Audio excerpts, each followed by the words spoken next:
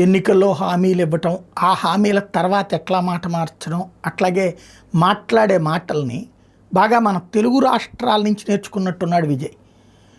ఒకటి మన పత్రికలు, మన మీడియానన్నా ఫాలో అవ్వాలి.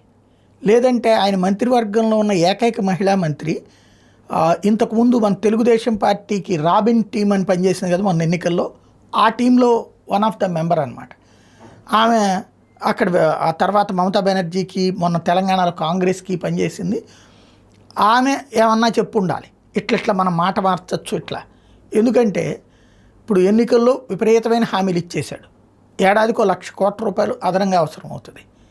అయిపోయాక ఎన్నికలు అయిపోగానే ఆర్థిక పరిస్థితి 10 లక్షల కోట్ల రూపాయలు అప్పులు చేశాడు స్టాలిన్, కాబట్టి కొంత టైం కావాలి అన్నాడు. మన ఆంధ్రప్రదేశ్లో జగన్ 14 లక్షల కోట్లు అప్పు చేశాడని చెప్పి హామీలు ఇచ్చి, అదేమంటే నా అనుభవం తెలియదా, నేను ఎలా చేస్తాను మీకు తెలియదా అని చెప్పి అంతకుముందు మోసం చేసినా సరే మళ్ళీ కథ చెప్పుకొచ్చేసేసి, మళ్ళీ ఎన్నికలు అయిపోయిన తర్వాత అదిగో జగన్ నాశనం చేశాడు కాబట్టి నేను అని చెప్పుకొచ్చారు. అట్లాగే తెలంగాణలో రేవంత్ కూడా గురువు గారినే ఫాలో అయ్యి కేసీఆర్ విషయంలో లక్షల కోట్లు అప్పు చేశాడని చెప్తూ తను అంతకంటే ఎక్కువ హామీలు ఇచ్చి, ఆ తర్వాత అందులో సగం కూడా అమలు చేయకుండా అదేమంటే కేసీఆర్ నాశనం చేయడం వల్ల అని చెప్పాడు. ఇప్పుడు విజయ్ అదే పని చేస్తున్నాడు.